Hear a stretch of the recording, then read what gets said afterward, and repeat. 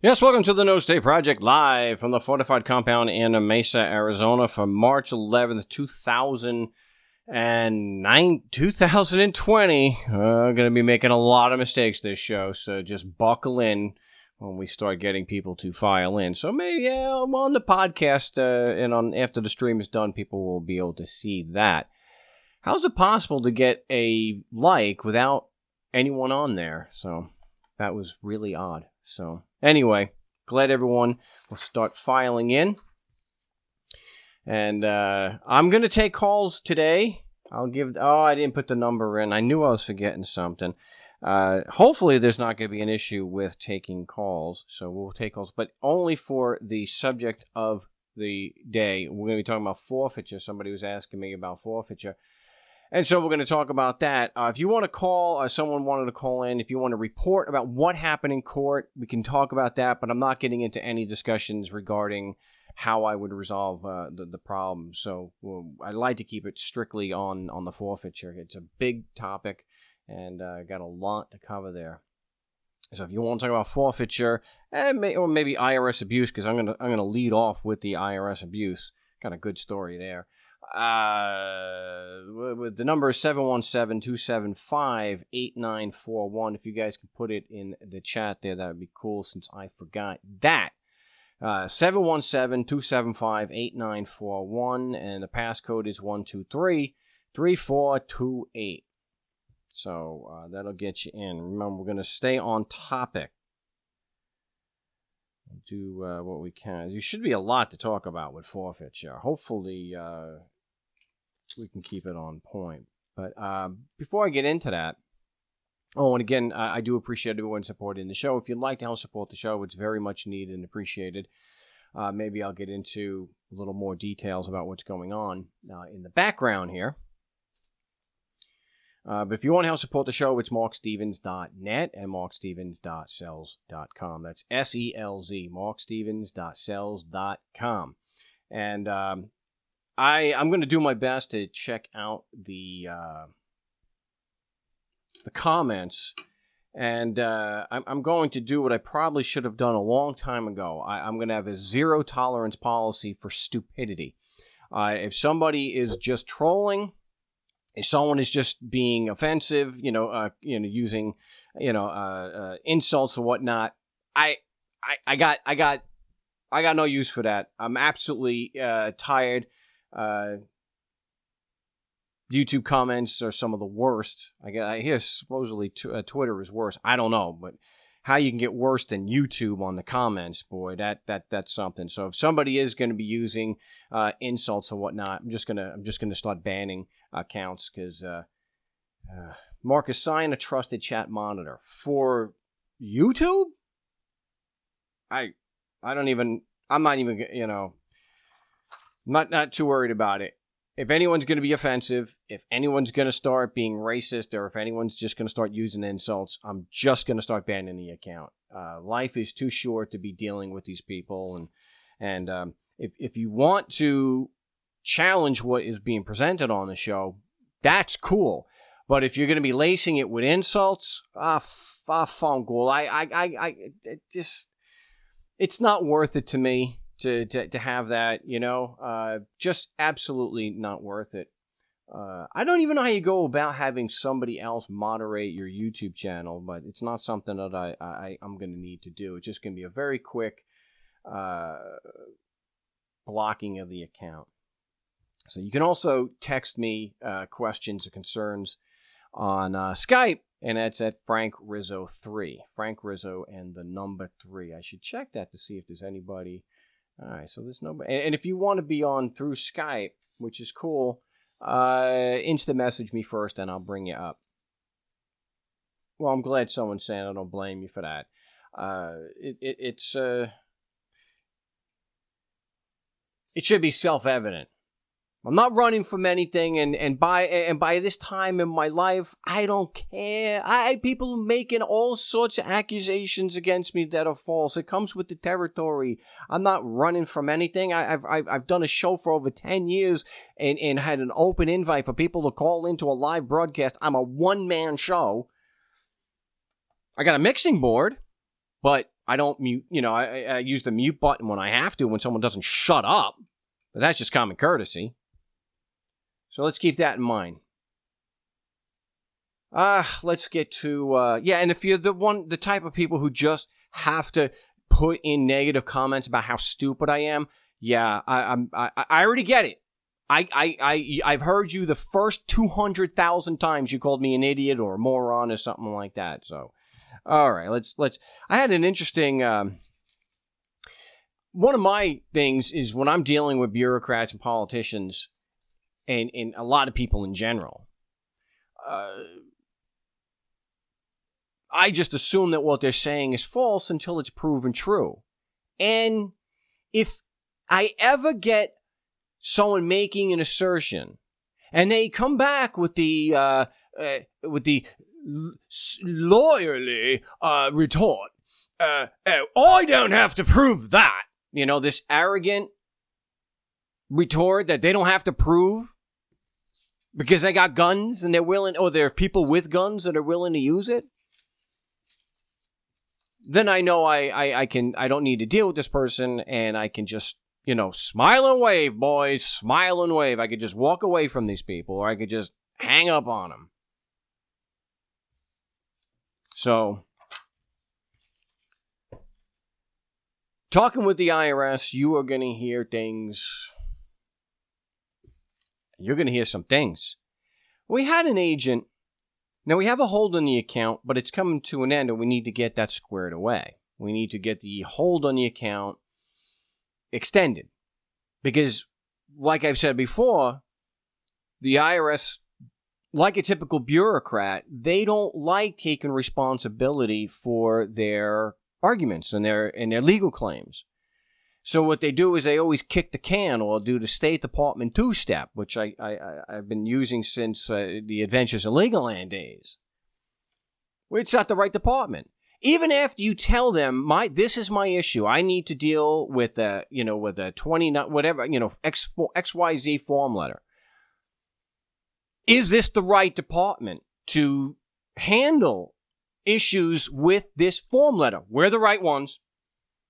Well, invariably, after a few minutes and asking them some questions, they're going to kick the can. Oh, I can't help you. This is not the right department. So we do have to try to get to the right department, at least get them to commit that they're the right department. But we have to know that 9 times out of 10, they're talking out of their butts. They're, or they just don't know, or they're lying.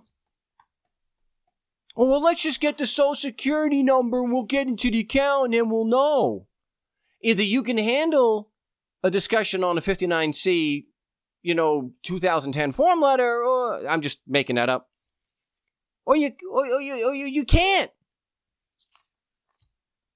Well, let's get into, so knowing they're bouncing us around, that was one of the reasons why I think we rarely get the hold, and we need to get the hold again. And so, what I've mentioned before is we're always asking. This is what I do. I'm not saying that you should do that. You make up your own mind based on the evidence before you and the logic and what you think is the best thing to do for you. What I like to do is always ask for an agent to be assigned with direct contact information. So I have my statutory violations. It turns out they don't give a damn about those either. So when they said years ago, well, do you have a statutory violation? Due process? Yeah. This is a statutory violation. Well, you come to find out they don't give a damn. They're going to do whatever the hell they want. And they're going to have people cheerleading. You can't ask that. You can't ask that. Mark, you're an idiot. You can't ask that. I disagree. If you go to markstevens.net, you can see I've got a lot of IRS and tax stuff thrown out over the years because I do ask questions, and it turns out that when you are able to get people to admit that their assessment was based on an assumption, a lot of times that's got some power. But unfortunately, a lot of times they just do whatever the hell they want. What I mentioned before, the Buffalo office of the IRS admitted to me that it's their policy not to comply with Section 3705 of the Restructuring Act of 1998. So I asked the agent. And the name's not important. It's not their real name anyway. And she initially doesn't know anything about it. Well, let me look into that. And so she puts it on. So if you're with the IRS, they have the same, no matter what part of the country you're calling, when they put you on hold, it's always for 5 to 7 minutes. They always say that. Someone, they always say that. 5 to 7 minutes. 23 minutes later, they come back. So she comes back and she says, that only refers to the taxpayer's advocate. I said, no, it doesn't. Do you want me to read Section 3705 to you? They put me on hold again. So, no, it is. It is for a revenue agent, but it's premature at this time. So, one point she says that there's no balance due, but they have already done a substitute for return, which is a major escalation when you're dealing with the IRS, because the first form letter is usually, hey, where's your tax return? We believe you're required to file, but if you think you're not, just let us know. And so here she's saying that there is, and she gives me a date. I think it was like October 28, 2014, that there's been a substitute for return filed, but there's no balance due. So I'm thinking, if there's no balance due, I guess we'll have a nice day. But I assumed that what she was saying was false. And I said, well, look, I'm looking at a form letter here that says that and I read it. It says that if you don't file a tax return within 25 days, then the IRS has the authority to file the tax return for you. So I said, well, which one is it? Is there a mistake here? No, there's no mistake. I said, well, you're saying that there is a substitute for return filed. You actually gave me a date, an exact day. But I'm looking at my computer at what you sent, and it says a substitute return has not been done yet. Which one is correct? Your record or the form letter? And believe it or not, she actually backed off and said she was wrong. She read the account wrong. So that's one of those things, like with George Costanza. Thanks, everybody. Good night. Have a nice day. Get out while you're riding a high point. So they said they were going to have to call me back. It's like they're going to have to call back because I got to find more information about this and about the agent being assigned. And it turns out that in almost every case, we're able to show a pattern that goes, whether it's in writing, whether it's on the phone, no matter how many times we ask for an agent to be assigned, they don't make a record of it. They don't make a record of it.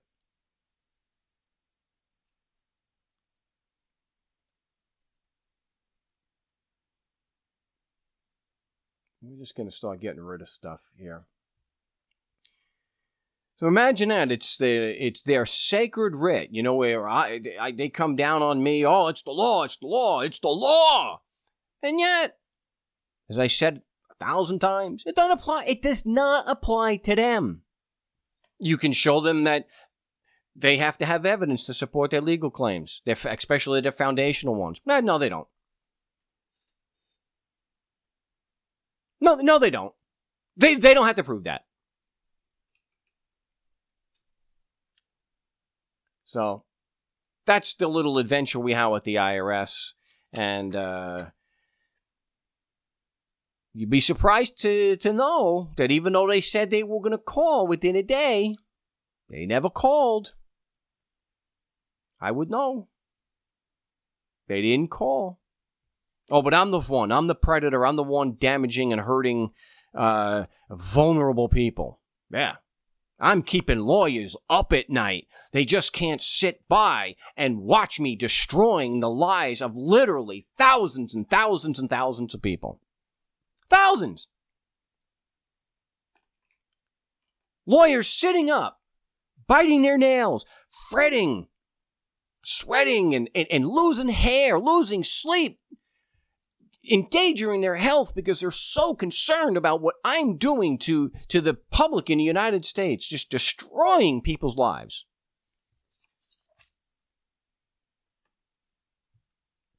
Let's talk about people who are actually destroying people's lives. Civil forfeiture.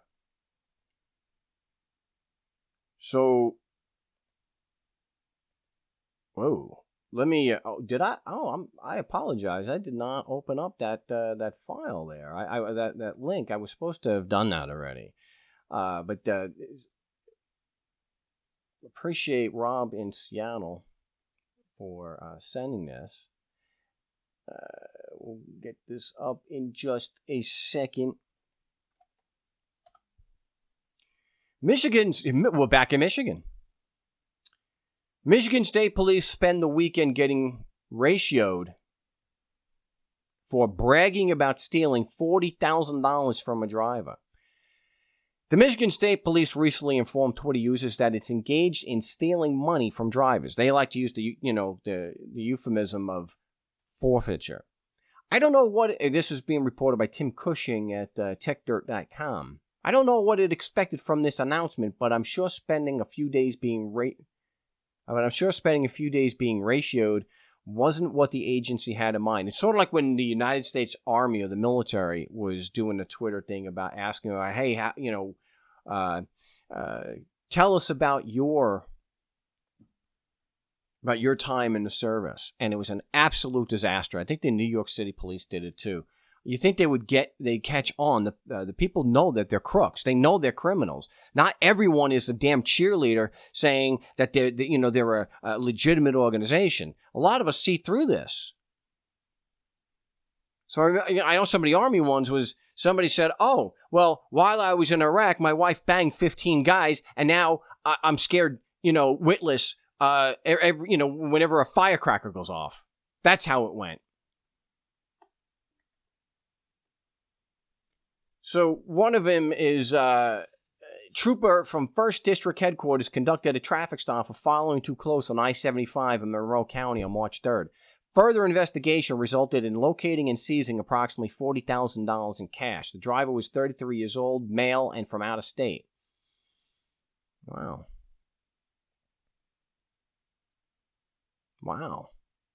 He wasn't arrested. They just stole his money. And so a Michigan State Police Public Information Officer, Lieutenant Brian Oldisk, said the traffic stop and seizure were related to a narcotics investigation. Oh, sure it was. We developed probable cause in order to seize money. Wow.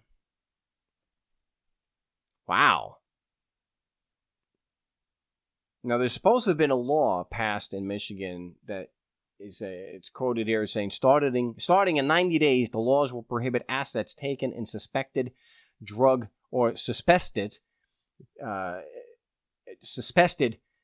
crimes from being forfeited unless the defendant is convicted or the value of the money and property is more than $50,000, excluding the value of the contraband.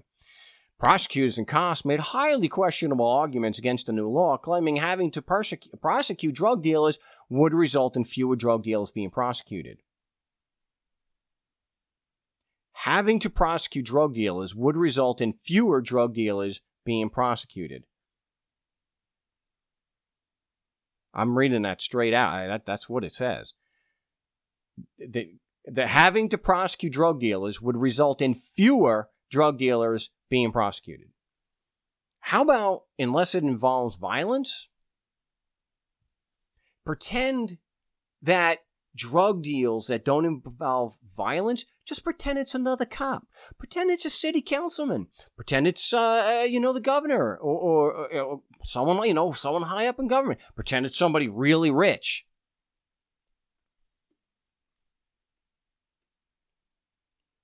So Rob's asking, what do you do in a situation like that? Well, we'll talk a little bit more. I want to talk more also about Bennis versus Michigan. I got that pulled up because that kind of opened up the floodgates, it seems, and happened, also Michigan.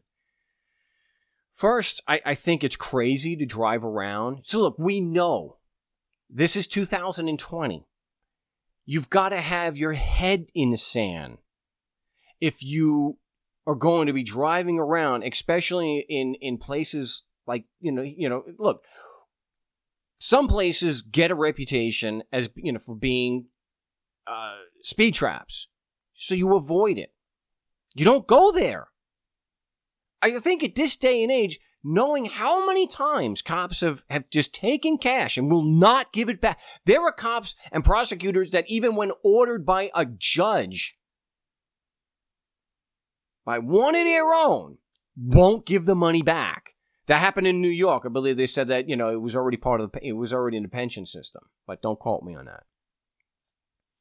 So I think one of the best things we can do, like I've talked to people who didn't want to have a driver's license because they didn't see there was any evidence, they didn't think this. And, well, that's your choice to do that, especially if you're an activist. If you don't want to challenge these things in court, then you got to do things to avoid getting a ticket. Don't drink. That's a big one. Don't drink. Don't speed. I remember speaking to somebody like that a number of years ago. He was doing like 110 in a 65. This is not somebody who wanted to be left alone. Like Ernie Hancock would say, there are two types of people in the world. Those who want to be left alone and those who will not leave them alone. And if your object is to be left the hell alone, you don't speed. You don't drink. And you certainly don't drink and get into a car. And I've done it, and I learned my lesson. Don't get into a car that doesn't have current tags. Whatever your views on the driver's license or whatnot, you're taking your damn life in your hands. And there are a lot better ways to do activism than to take the plate off your car. If you just want to challenge, there's other ways to do it. You could just turn the license plate upside down. But to avoid this, that's the thing. For so many traffic cases, they could just take your car. Like in Bennetts versus Michigan, it was not a felony, it was a misdemeanor. Well, if you have a suspended driver's license, or heaven forbid you don't have a driver's license, let's say your registration lapses, let's say you don't have insurance, you get stopped for a traffic that's considered a misdemeanor, and yeah, they are. I was actually called an idiot because I had the audacity to claim that traffic was criminal. Kind of wish it wasn't. Oh, I think the chat's dead. I'm not able to post anything there, which really sucks. So I don't know. We'll deal with that. Hey, I don't. At least I don't have to see anything that's about me being a moron. But to get back, knowing that this is what they're doing, knowing that they're taking large amounts of cash, why would anybody travel with large amounts of cash? You don't. It's just like when you've got somebody who's got a big mouth that talks behind everybody's back. You don't say anything to them you don't want broadcast on the news. You just got to keep your mouth shut. You got to use some friggin' discretion here. You know this is the situation. You've got to do things to avoid it. Here, the easiest way to avoid them stealing large amounts of cash from you on a traffic stop, don't carry large amounts of cash. And yes, they technically, as I'll go through in Bennetts versus Michigan, as I mentioned in another show, traffic is criminal. There are some that are treated as civil, but it's criminal. A lot of traffic is criminal. For every single DUI, they could forfeit the car. Could you imagine? They forfeited every car in every DUI, regardless of conviction. They just took the cars. So, yeah. I think you'd have to be, I'm not going to be the one to go, Point is, forfeiture is stealing. I mean, they're doing it sometimes literally at gunpoint. If they like that car, that's the thing. They pull over a rich guy. They pull over a rich lawyer or a politician. They're not going to forfeit their BMW. Well, they go after the people who are poor, who can't afford a law firm to defend them. So they target the poor. $40,000 in cash, I got to say, the biggest problem in this thing in Michigan, the biggest problem is the fact that somebody was foolish enough to drive through Michigan with $40,000 worth of cash.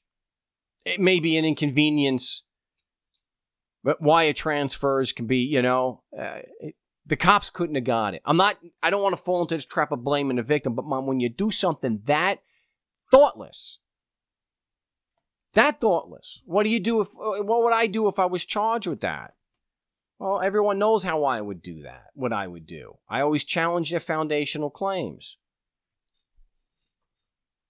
If I can't get my cash back, I'm looking at $40,000 in damage that these cops just did. I'm filing a claim against their insurance.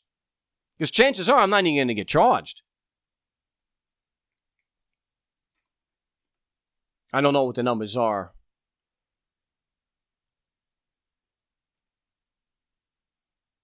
Most, it's supposed to be a majority aren't even charged. They just want the cash. And that cash, of course, stays with the agency. So if the Michigan State Police stole the money, it doesn't go into the general budget. It stays in the budget of the agency that stole it. So Bennis versus Michigan, I mentioned this before. This is always worth revisiting and checking out.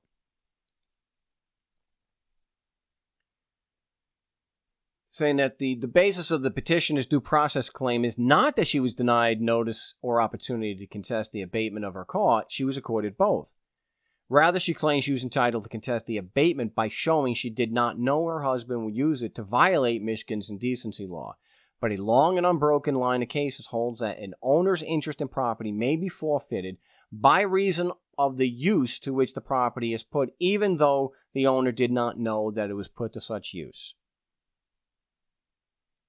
So and I mentioned before, of course, the court immediately goes into a line of admiralty cases.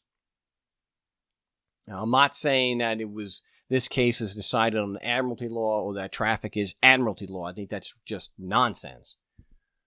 And I can't see any of the chat now anyway. So if I'm getting flooded with things that it is admiralty, I think you're dead wrong. I think there's no merit to that at all. And having people, it's like guilt by association. People start posting that crap, and it looks like I agree with it, or that I condone that I'm some kind of sovereign citizen, regardless of, the fact that I'm not. This thing that traffic courts are an admiralty, it's wrong. It's just not true. So it says the earliest opinion to this effect is Justice Story's opinion in the court in the Palmyra 12 Wheaton, page 1, 1827. The Palmyra, which was commissioned as a privateer by the King of Spain and had attacked the United States vessel, was captured by a United States warship and brought into Charleston, South Carolina for adjudication. On the government's appeal from the circuit court's acquittal of the vessel. That's, you're talking, it's an in rem. So we have a cause of action against this piece of property.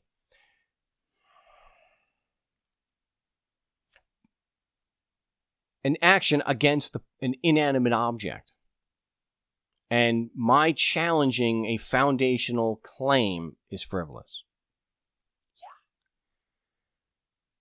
It was contended by the owner that the vessel could not be forfeited until he was convicted for the privateering. The court rejected this contention, explaining, the thing is here primarily considered as the offender, or rather the offense is attached primarily to the thing. In another admiralty forfeiture decision 17 years later, Justice Story wrote for the court that in rem admiralty proceedings, the acts of the master and crew bind the interest of the owner of the ship, whether he be innocent or guilty, and he impliedly submits to whatever the law denounces as a forfeiture attached to the ship by reason of their unlawful or wanton wrongs. So,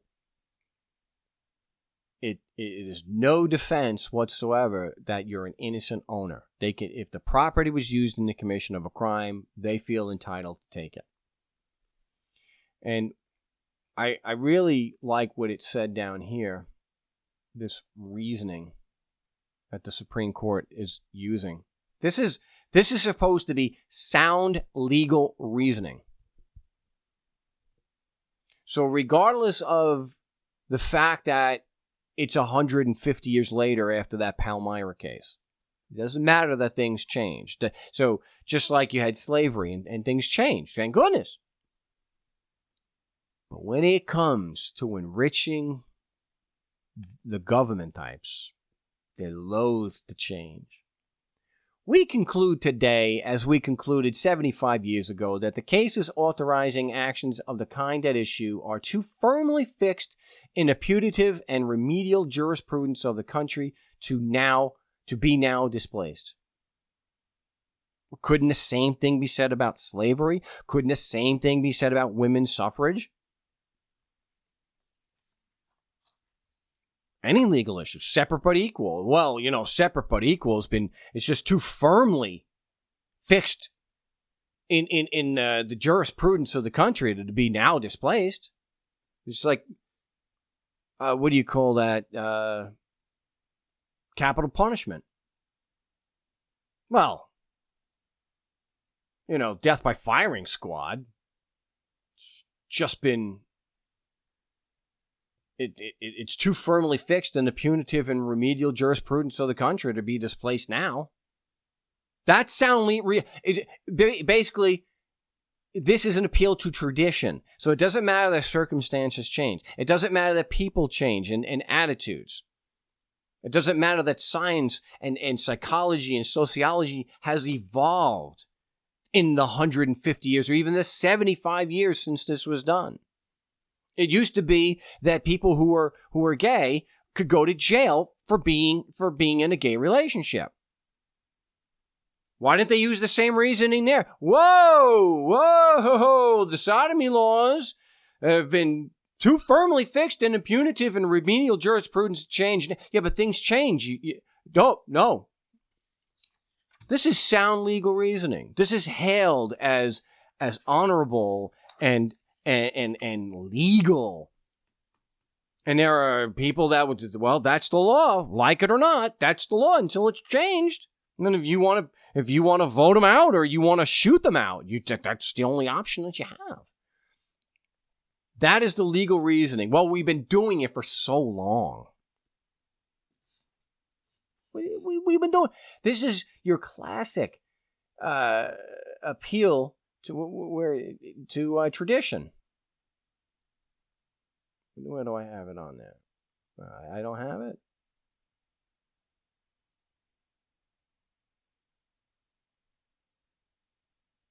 Well, it's a basic logical fallacy. And no, I'm not saying it doesn't matter if I say it or not. It's going to be attached to me anyway. I'm not saying go into court and actually argue it's a logical fallacy. There are logical fallacies, but you're not using the term logical fallacy. You can say objection, lack of foundation. Okay? But I'm not saying go into court and argue actually use the words logical fallacy. That's just... I'm going to be accused of it anyway. Still going to be accused of it. And that's just part of what what you go through when you do things publicly. There's going to be a small number of people that, regardless of what the hell you say, they will put their own spin and narrative to it. Okay. What I'm going to do is these $4 headphones. I hope the headphones are going to work. So what I'm going to do is I'm going to Henry says there is a success story. So that's what we're going to talk about. We will give Robert a call. I guess what I can do is I can drop this one. Yeah, I'll end that call. Let's see if we've got Robert on. Robert, we got you? Holy. No, we don't have Robert connected just yet. We try to do this for a few shows. This is a Skype issue. It's not my equipment. Robert isn't online, so I don't know what happened there. I don't have the information on the success story. I'm behind because I got a few of them that I mentioned that I need to get posted. We'll try to, we'll get with him. Now, someone's saying Jack Spratt, he's got 3 tickets dismissed. Someone else said that he got a deaf bread, got a parking ticket years ago. Man, that's great. That's always good to hear. Can you imagine using it as a legal defense, though? I've been doing it for so long. I've been doing it for so long, it's too firmly fixed to displace it now. So, you can't find fault because we've been doing it for so long. I've mentioned the appeal to tradition. Again, not something I would argue in court.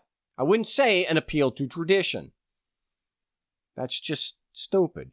It's really surreal to be do such an insignificant little show and have people that just harp on every single show, every moment of the show, constantly negativity and putting a false narrative there. But an appeal tradition, like I think I've probably mentioned it before, but it's been a while. Story that I had to demonstrate this was couples married, and the wife is gonna be making Sunday dinner, and they're gonna have a ham, and the wife cuts off the ends of the ham, and puts it in the oven. And the husband's bewildered by it. What's the deal? Why do you cut the end off the ham and then put it in? She says, I don't know. My mother always did that. Oh, okay. So they decide, to go and talk to Mom. And they say, Mom, why do you cut the ends off the ham when you cook it? I don't know. It's just I've always done it that way because that's the way my mother did it. Well, Grandma was still alive. So they go and they talk to Grandma. And they say, Grandma, what's the deal? What is the deal with cutting off the ends of the ham? It doesn't make any sense. Nobody knows why. Why did you do that? And she said, the old stoves, it was too, the stove was too small. I cut the end off and that's how I got it to fit. So you're doing something with no recollection, no idea why you're doing it. You don't know if it's right or wrong. You don't know if there's any valid reason to do it. You're just doing it because that's the way it's always been done. We're going to have a government because that's what we've always had for almost all of recorded history. You can't have anarchy. There's no historical, we've always had government. And then you give him a historical example, and whoa, the goalposts get moved. Well, you got to give me one on a larger scale. So, just doing things, something is not right just because you've been doing it a long time. And I know things that have been done for a long time shouldn't necessarily be there's a knee-jerk reaction and just get rid of it, especially if you don't know some of the context. All right, so again, even though I'm going to be falsely accused, I'm not ever saying and have never said, go into court and argue logical fallacies. Tell me it's a non sequitur. Again, some people are going to accuse me anyway, and when you do go against the grain, instead of addressing the damn issue, they're just going to straw man, and they're going to make something up, and they're going to make, crying, oh my gosh, Mark's destroying Western civilization. He's destroying lives. I can't sleep at night. Again, if they were really concerned with people's lives being destroyed, they would be up in arms about what other lawyers are doing, which is far worse. And we can produce evidence. Actually, I'm going to have a video. I got 2 videos I need to finish, too. And one of the videos is going to be called Lawyers Acting Badly. And I'm going to catalog and go through some of the worst offenses. And I'm not talking offenses that like the Twinkie defense. No. I'm talking actually stealing from clients and misleading them. So a common thing is for and lawyers, well, don't do that again. You can't practice law next time, or they get them with a small fine. Fining a lawyer $1,000 is like fining me $10. I mean, come on. Apparently a fairly common thing, and again, I don't have the numbers, is probate lawyers misleading their clients when there's property involved so that they can get it cheaper. Is there public outcry about that? Actual literally damaging their own clients. But little old me, 78 people watching a live stream. I'm the worst thing that's going on out there. We're going to try Robert again. Let's see what we got here. Hopefully we can bring him up this time.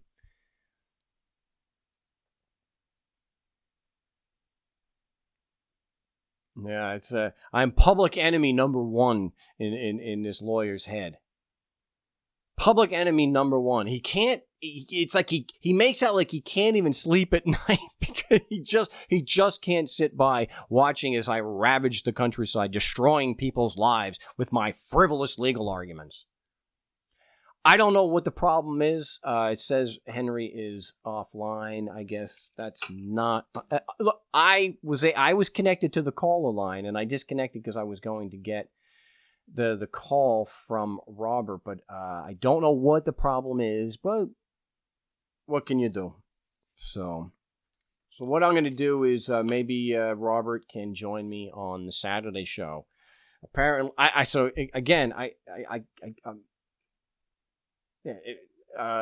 will try on we'll try to get him on Saturday. Someone's saying here the government is no different than Guido. What the hell is that supposed to mean? It's also everybody with an O at the end of their name or an A. Walking into the local deli and saying, hey, I'm here for my protection money. Well, why do you got to use Guido on that there, Emmett? Come on. And that was kind of a uniquely North American thing anyway. Plenty of Sicilians immigrated to South America and didn't have the same problems, or to Australia. You know, there's a lot of mi paisans went to Australia, but Guido, gee, all right. Hey, I got a lot of Gambinos in the family myself, and people hear Gambino, they're like, well, but that's because one particular guy, Carlo, who was from Palermo, kind of had a reputation, and so it kind of spoils it for everybody. So, actually, it was interesting. I'll just take a few minutes here. Genealogy is like one of my major hobbies. Next to playing guitar I love to do that, and I actually get to do genealogy a lot more often. And it was interesting because I get a lot of my mia familia, they came into Ellis Island. And my family in particular, they were in Brooklyn. And yes, I know, they in Little Gardini, right there on Hicks, near the docks. That's where a lot of them worked. My grandfather worked at the docks. I know, big surprise, Sicilians, docks. I get it. Just like my Irish grandfather was a mounted policeman in Manhattan. Well, I get this one dock, and it turns out like 4 people on there are all going to see a Vito LaDuca. So I'll make it. Just like he's saying, Guido, there's something interesting going on here. They're going to see the same guy. And they give you the address so you know. Well, it turns out he was mafioso. So I was able to do a Google search and find newspaper clippings and a nice picture. So when he went back to Gardini on one of his trips, he wound up getting murdered. So, but we don't have to. Come on, Emmett. We don't have to use Guido in that. You could say gangster. Could be Italian. Could be Sicilian. Could be Russian. Could be Irish. The Westies. You want some reading to the Westies. All right, I'm gonna apologize again. I don't. Dang it, my mic was off.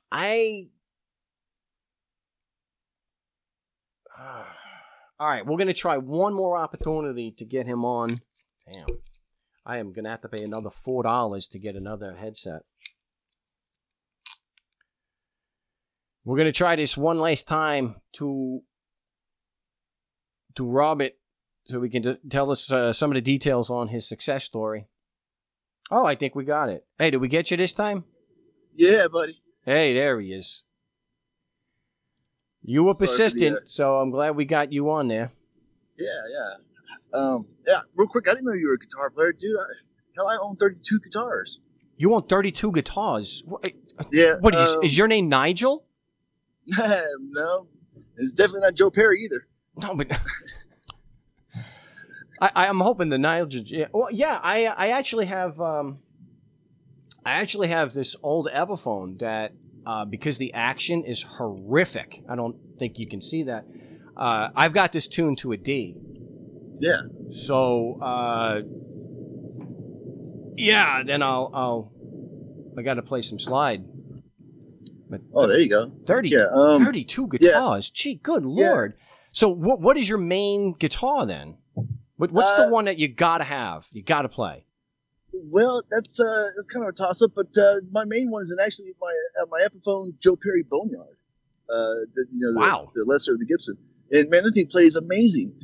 It's the same electronics, basically the same setup as the Gibson version. And I've got the Gibson version. I got the 20 of 25 Pilot Run limited edition ones. Boneyard Joe Perry Gibson. Wow. So I got lucky with that one. I didn't know it existed. It's called Pilot Run. I don't know. Yeah, I have a friend of mine who is a professional musician. A good friend. He got me the amp and the guitar. Well, I've had the guitar. I've shown it on the video before, but I've got the Epiphone Les Paul but it's the one with the extended neck and the EMGs. Oh, sure. I can't play slide on it. It's impossible. The action. Yeah. The action is just too low. Sure, definitely. Yeah, the action's too low. Even I thought I could use, I thought I could use the glass one, but it's still the action's just too low. Not a bad thing. So porcelain slide. It's just too low. I mean, if the glass one, this thing weighs almost nothing. So if the glass one isn't cutting it, but this old one, this gets the job done. There's no problem with this one. So.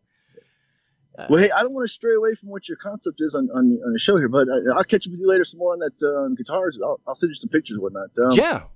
But hey, man, it was back in December 2019 here. I had a court date for allegedly running a stop sign, and I came across your site there on YouTube. I was like, man, so that's when I contacted you, and you sent me the document for Texas, and trying to do it on my phone was just a pain in the butt. I couldn't get the highlight off. I was just running out of time. And it was that day that I received the documents for court. Damn. And that's when I went in and knowing some things about court, I asked for a motion for continuance immediately without even saying, no contest, guilty, not guilty. And so I got that, and I got extended. But then when I mentioned it to you, you said, "Well, now you kind of like just, you waived your speedy trial." And I was like, "What the hell is that?" Crap. Well, it's usually not that big a deal. Let me ask you a question. Did you get the impression that I was an aggressive marketer of my material? No, because when I was able to watch a video, one of your videos, and seeing, and then reading your information and whatnot on your website. And when I saw jurisdiction, I remember seeing jurisdiction about other types of court cases and whatnot, like foreclosures and stuff. So I knew that there was something there. I was like, you know what, I'll take a shot at it. That's just me. Right. So you made your own choice about what you were going to do. You didn't make the choice because I directed you to do that. No, you never directed me to do anything. We didn't speak. I didn't talk to you in any form until I made a purchase. That was it.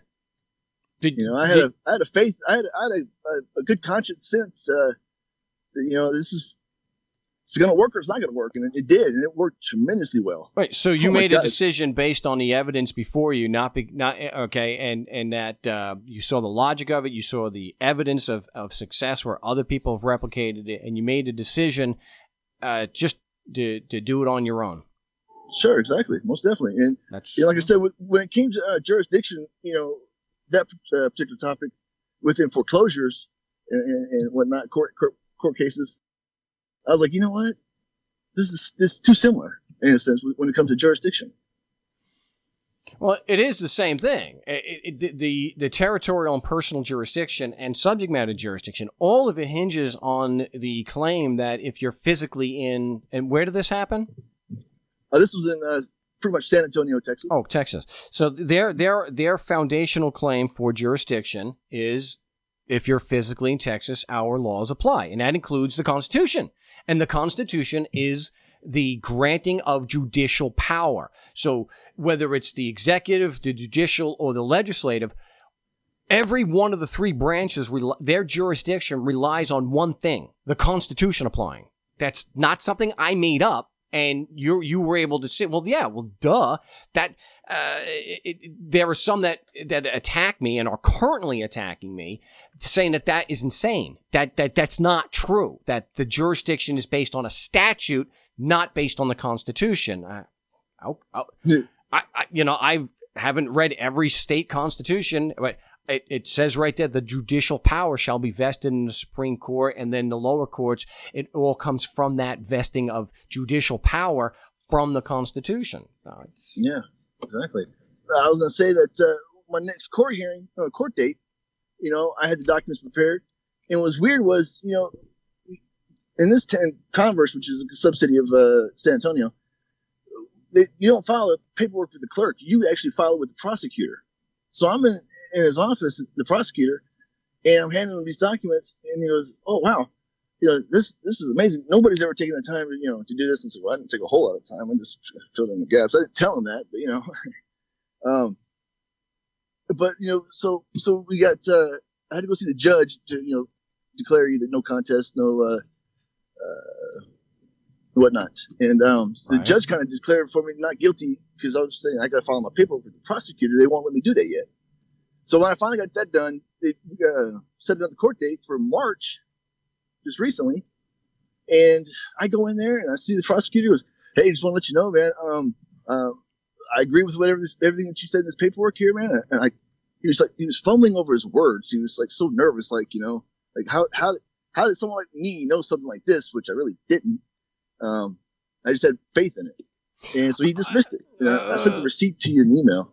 Yeah, I'm gonna, and if I can post that, and I'll redact whatever you like, I will do that. I'm gonna have to, but I'm gonna have to take issue with you using the word faith. I don't think that's an accurate word to use here, because what we've already discussed, you looked at the logic, you looked at the supporting evidence that it has been successful before. It made sense to you, and based on that, you made a decision as an adult that you would do the same thing. So yeah. So it wasn't a leap of faith.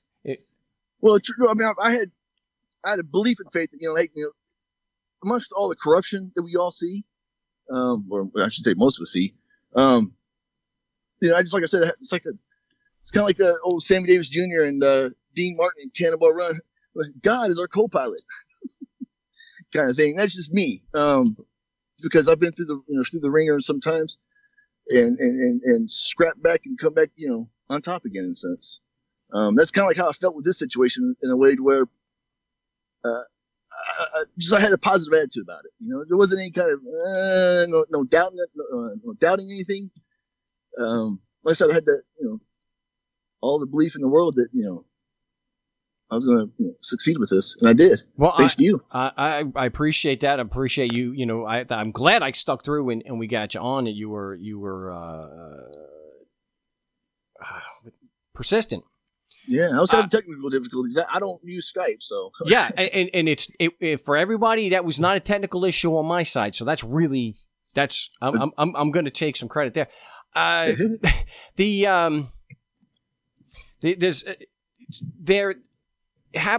glad that the prosecutor said that, and I'm going to, we'll take your word for that. Take it with a grain of salt. That is a little unusual. Not unusual for them to withdraw. It's a little unusual for them to offer their opinion on the merits of that. Do you feel you did see on the website with other success stories, and that I've mentioned on the show before, that this is not an easy thing to do for a lot of people. They can't speak publicly, or they can't grasp it. They should get a lawyer, and so you did hear me say that. And are you aware of that when I do post success stories that I usually put a train wreck in there so people do know and understand that there is no guarantee, and just because you had success, which great, doesn't mean anybody else is. So you went in, you saw, you knew that I wasn't peddling something that was do this and you'll win, right? Yeah, exactly. You state in your website, this is not a guarantee thing, because, like I said, I've heard some of your customers, not customers, your listeners, stories. And like one guy, he was in court for how long? Like 3, 4, 5 hours. Oh, that was fairly recent. Yeah. And that wasn't even a trial. That was a motion hearing. Wow. Yeah. But so, I mean, there's so much corruption that, a lot of people don't know they can recuse a judge, or other things, that's just another issue. But yeah, there's so much, people get scared, they get nervous. Yeah. Of course. I walked in with, something to back it up with, in a sense, confident, it's just, I walk in, I had that like, I almost made it professionally baseball. I almost made it Detroit Tigers years ago. Wow. And so when I played baseball, I played it with fear and arrogance. Okay. So that's kind of how I walked in there. I had that fear, but I had that arrogance at the same time, like a duck on water. There's just, I had a smooth confidence about me. Like I said, the prosecutor was, complimenting me. He was nice. He was, he had a niceness to him and politeness to him. Yeah. I don't know if it's because I had my kids with me, but some do, yeah.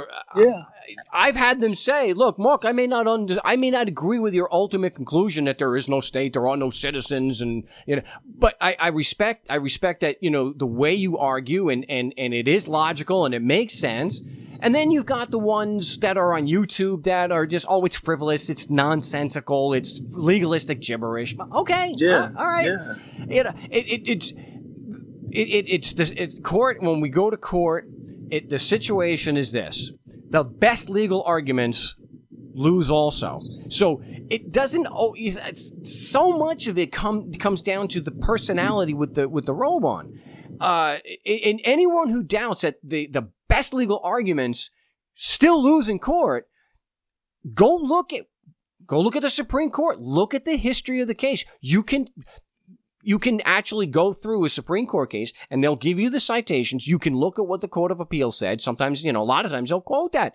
And you can see where really good arguments on their face, they were supported by facts, they were supported by the law, it was logical, everything fell into place. It was a good, valid legal argument. But it lost every single time in the lower courts, and it lost on appeal. And it wasn't until the Supreme Court stepped in and had it reversed. So the idea that that even when an argument is valid on its face, that it's somehow frivolous if the courts don't accept it. Well, that doesn't really work. That's not the way things work. And I'm really glad, and I'm hope that every people can hear and understand. Know that your argument could be absolutely rock solid. You can show where it has prevailed in 1,000 cases with the exact same facts. You can still walk in and judge deny it with no explanation whatsoever. And unless you have money to get it into the Court of Appeals or even to the Supreme Court, it's going to remain frivolous until another court says otherwise. So you have to judge the merit of the argument on its face, not based on whether a judge has agreed with it or not. That's a different story. Yeah, exactly. Hey, man, I want you to call back. There's a few things I want to get to, but I'm out of time. Yeah. I certainly want to talk to you more about guitars. Sure. Well, hey, I've got another court case, which is the Kansas issue.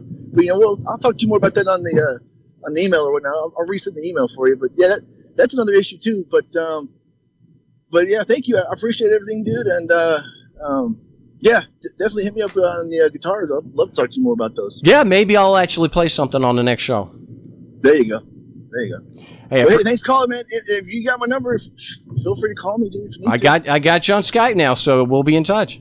Yes, sir. Thanks, Mark. Hey, appreciate the call. Oh, well, I'm glad I was able to get Robert on the broadcast there, and add to the fact that it was not just a success story. He's a guitar player, which, always has a soft spot in my heart, And one day I got to get out to Texas again. Maybe I know I'm opening myself up for some absolutely atrocious comments, but maybe I'll work things out and get it into I guess I'd have to get it through the mixing board because I wouldn't want the all the reverb. That would be terrible, but I'll give it a shot. But before I go, that is a really important point. Judge an argument's merits. You can judge it on it. The merits on its face. Is it based on the facts? Is it logical? Does everything does it lead? Do the propositions lead naturally to the conclusion?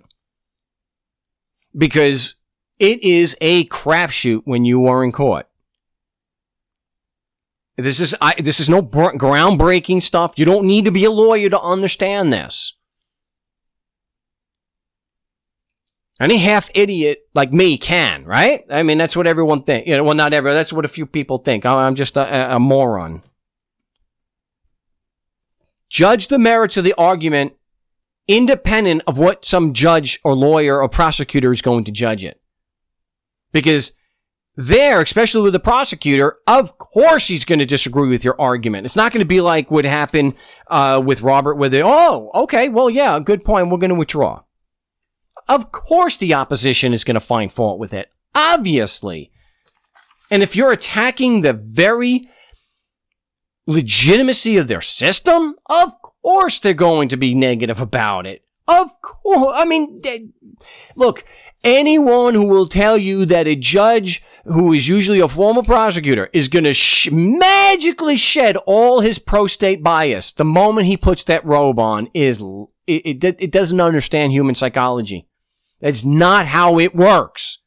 That doesn't mean judges are always pro-government. No, but they don't magically shed that. So judge the argument on its merit. And my position is, if you make a claim, if you say that your laws apply, because I'm physically in Arizona, logic dictates, fairness, even due process requires, you prove it. And to turn around and say that that's frivolous, that I expect, that's a thing. It's being called frivolous because I expect that the person who makes the claim has to prove it. Well, it's frivolous because they don't have to prove that in court. Well, what about when I'm not in court? Even if I gave you an excuse and we excuse that, I do it out of court. Same thing. We don't have to prove it. Anyway, we covered a lot of ground today. I'm back taking calls. So, Saturday's show, I'll be back live. And so if you weren't able to get through today, well, they weren't beating my truth be told, they weren't beating the doors down today. But if you weren't able to make it today, I will be live on Saturday. So, hey, and congratulations to Robert for standing up for himself and getting it tossed out. And if you'd like to help support the show, it's at markstevens.net and markstevens.cells.com. So till we're live again on Saturday, salud a tutti.